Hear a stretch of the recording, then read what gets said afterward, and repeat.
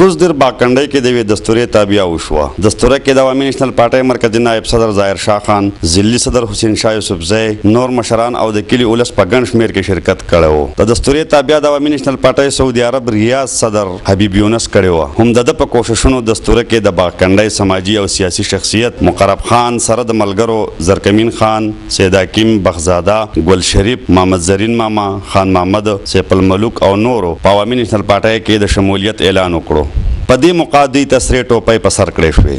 دستورې ته د وینا په وخت حبیب یونس، خان بابو، تحصیل صدر عبیدالرحمن او نورو د عوامي نېشنل پارټۍ مشرانو په سیاست او پښتون قام دپاره کړي خدمت رڼا واچوله. دستورې ته په خپله وینا کې د عوامي نېشنل پارټۍ ضلعي صدر حسین شاه یوسفزی او مرکزي نایب صدر ظاهر شاه خان نوي شاملېدونکو ملګرو ته هرکلی وویې. دوی زیاته کړه چې د عوامي نېشنل پارټۍ مشرانو خپل انتخابي منشور کې کړې وعدې پوره کړې او په خصوصي توګه په ملکنډ ډویژن او صوبه خیبر پښتونخوا کې د امن او امان بحالي د ستاینې وړ ده. د کمې دپاره چې عوامي نېشنل پارټۍ 600 کارکنانو او عمایدینو د خپل ځان قرباني ورکړه. دوی ویل چې پښتون قام د یو نازک دور نه تیریږي او څه قوتونه د دې قام په بربادۍ ورپسې دي، خو دا وخت دی چې قام د خپل ځان، بچو او خاورې د حفاظت دپاره یو شي. دوی زیاته کړه چې کوزدر کې د سېنټ 2 ممبران جوړول د ANP د قیادت د دې ځای د ولس سره د مینې اظهار دی. دستوره کې د خیبر پښتونخوا ستر شاعر اکمل لیوني، آزاد بخت آزاد او مقامي سندرغاړي حکیم خان نظمونه، قطعې او ترانه هم وړاندې کړې. محمد اسرار، خیبر نیوز، باکنډۍ.